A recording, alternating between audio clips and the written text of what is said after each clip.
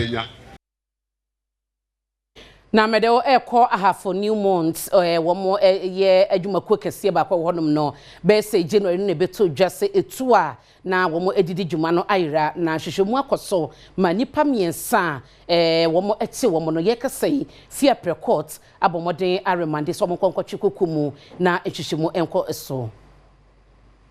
fia pre circuit court ahyese nipa bonfo bia womo eye miensa Ayetuo ayiraye ewo ye Newmont Mines Company ewo entotroso ben Kenya ase asafo enim hu bi no womo fo mo koto eye post station abra postifo egusu eye ensem ni mu enhwehwemu enipa miensa womo din beto odwa efa ye etuo pesi ya womo susu se womo nim hu bia womo ehu no eye kwabena dozi Joseph Blackeye edu yeboa Ibrahim aposifo ekohu eye etuo cartridge bi emunsia ene gampada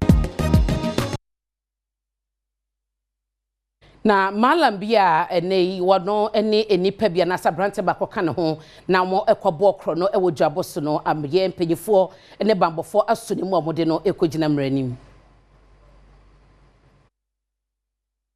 Opanyine bia osusu so ye mallam na nso ho ne se oye armed robber Premtobre ni padodo na ano epimwenim ne se mallam nana anasa beku ye kase juaboso district police command ayire ne pechi esanse won mu bi etu afumagudie akoto we de hye wo mo eso e osehwianto bia no ye na adwen se anka wo ko no hakobo mo ekro no amane ba yen sai kan ye ne kire mu wese mallam yi ene atuturafo bi ye ka mo ho ebo mu na o mo ekọ bia ba akwa wo tu afumagudie ye wa adwen se wona etu se afumagudie wo kwakọ wia wo mo na abra wo tu sa na mo no aposifo bi wo masutere ene ntempa ne koju wo no mu a panyina wono wedi wono mu anim Premtobre ni oye ne pechi ene wa kire wo mu no akadia hodo mu nsikai mu etuo ene toboba na otumi gye ye de free wo mu nsem na hwehwemu bi kura wo mu sanso ye no eda na de ye kire wo mu ese kronobo ahodo bi akoso mpotane mu no onim hu bi na ho nsem kura kwakopie mu obibie ne security court December bosomi etoso nkuna fimpino aduonu wonum ne mu